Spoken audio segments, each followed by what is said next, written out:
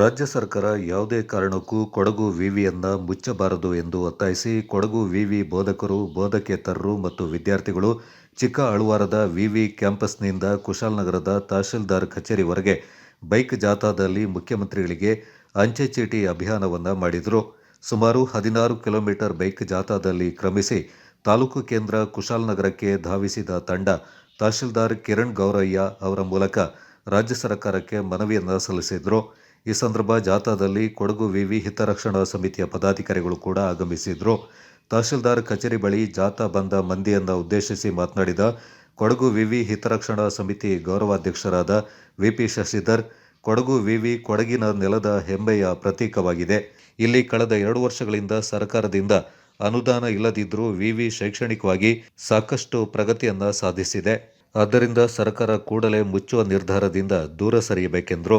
ಕೊಡಗು ವಿಶ್ವವಿದ್ಯಾಲಯ ಉಳಿಸಬೇಕನ್ನೋ ಹಿನ್ನೆಲೆಯಲ್ಲಿ ಕೇವಲ ಕೊಡಗಿನ ಆಸ್ಮಿತೆ, ನಮ್ಮ ಆತ್ಮಗೌರವ ಪ್ರಶ್ನೆ ಮಾತ್ರ ಅಲ್ಲ, ಇಲ್ಲಿನ ಶತಶತಮಾನಗಳಿಂದ ಇನ್ನೂ ಕಾಡಿನ ನಡುವೆ, ಇನ್ನೂ ಊರಿನ ಅನೇಕ ಹಿಂದುಳಿದ ಪ್ರದೇಶಗಳಲ್ಲಿ, ಗ್ರಾಮಗಳಲ್ಲಿ ಆರ್ಥಿಕವಾಗಿ, ಸಾಮಾಜಿಕವಾಗಿ, ಶೈಕ್ಷಣಿಕವಾಗಿ ದುರ್ಬಲವಾಗಿರುವಂಥ ವರ್ಗ ಯಾರಿದೆ, ಆ ವರ್ಗಕ್ಕೆ ಒಂದು ಆರ್ಥಿಕ ಸದೃಢತೆಯನ್ನು, ಸ್ವಾಭಿಮಾನವನ್ನು ಮತ್ತು ಸ್ವಾವಲಂಬಿಯ ಬದುಕನ್ನು ಕಲ್ಪಿಸಿಕೊಡುವ ನಿಟ್ಟಿನಲ್ಲಿ ನಡೆಸ್ತಿರುವಂಥ ಒಂದು ಸುಗಮ ಹಾದಿಯನ್ನು ತೆರೆಯುವಂಥ ನಿಟ್ಟಿನಲ್ಲಿ ನಡೆಸ್ತಿರುವಂಥ ಒಂದು ಹೋರಾಟ.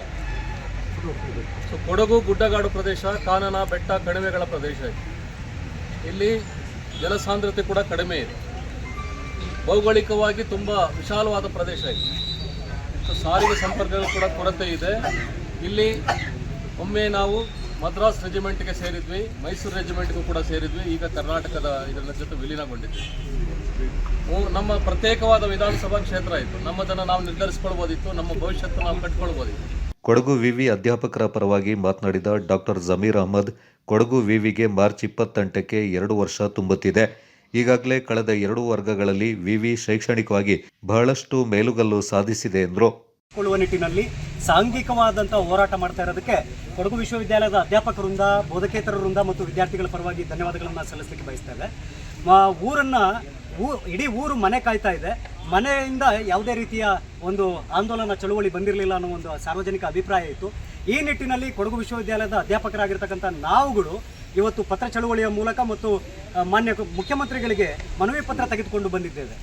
ಭಾಳಷ್ಟು ಸುಳ್ಳು ವಿಷಯಗಳನ್ನು ಬಿತ್ತುವಂಥ ಕೆಲಸಗಳನ್ನು ವಿಶ್ವವಿದ್ಯಾಲಯದ ಒಳಗೆ ಮತ್ತು ಹೊರಗೆ ನಡೆಸ್ತಾ ಇದ್ದಾರೆ. ವ್ಯವಸ್ಥಿತವಾಗಿ ಹೇಳಲಿಕ್ಕೆ ಬಯಸ್ತೇನೆ, ವೇತನದ ಕೊರತೆ ಇದೆ ಅಂತ ಹೇಳ್ತಾ ಇದ್ದಾರೆ.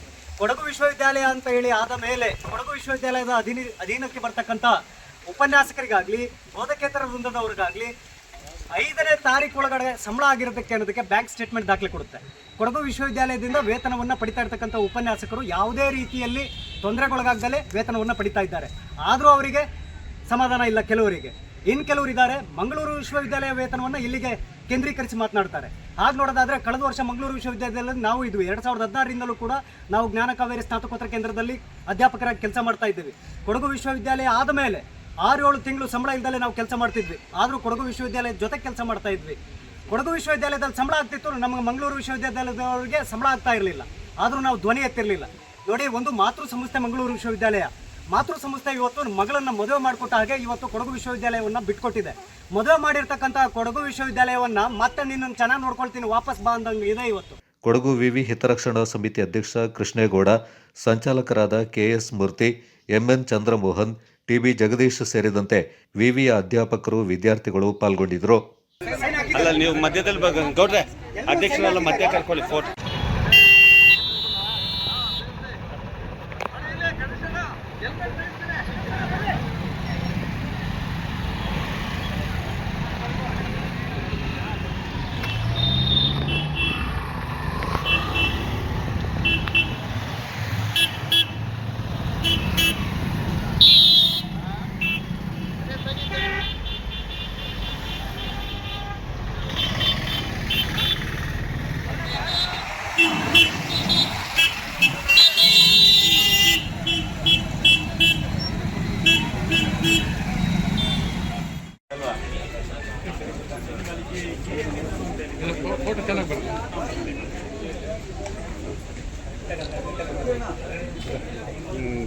ಅದಕ್ಕಿಂತ ಹೆಚ್ಚಾಗಿ ಹೆಣ್ಮಕ್ಳು ಈಗ ವಲಸೆ ಎಲ್ಲ ಹೋಗ್ತಿದ್ದಾರೆ. ಏನಂತಂದರೆ ಹೆಚ್ಚು ಅವರಿಂದನೇ ಈಗ ಬೇರೆ ಬೇರೆ ಪೇರೆಂಟ್ಸ್ಗಳು ಕೂಡ ಏನಂತಾರೆ ಬೇರೆ ಬೇರೆ ಹೆಣ್ಮಕ್ಳನ್ನ ಶಿಕ್ಷಣಕ್ಕೆ ಉನ್ನತ ಶಿಕ್ಷಣಕ್ಕೆ ಕಳಿಸ್ತಿಲ್ಲ. ಬಟ್ ಆದ್ದರಿಂದ ನಮ್ಮ ಕೊಡಗು ವಿಶ್ವವಿದ್ಯಾಲಯ ಸ್ಥಳೀಯದಲ್ಲಿ ವಿಶ್ವವಿದ್ಯಾಲಯ ಇದ್ದರೆ ಅವರು ಕೂಡ ಹೆಣ್ಮಕ್ಳನ್ನ ಎಲ್ಲರಿಗೂ ಎಜುಕೇಟೆಡ್ ಆಗಿರ್ಬೋದು, ರಾಜಕೀಯವಾಗಿ ಆರ್ಥಿಕವಾಗಿ ಸಾಮಾಜಿಕವಾಗಿ ನಮ್ಮ ಜಿಲ್ಲೆಯಲ್ಲಿ ಸಾಕ್ಷರತೆ ಹೆಚ್ಚಾಗ್ಬೋದು. ಇದರಿಂದ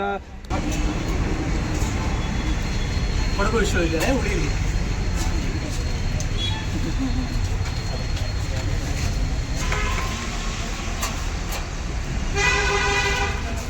ಹುಲಿಯ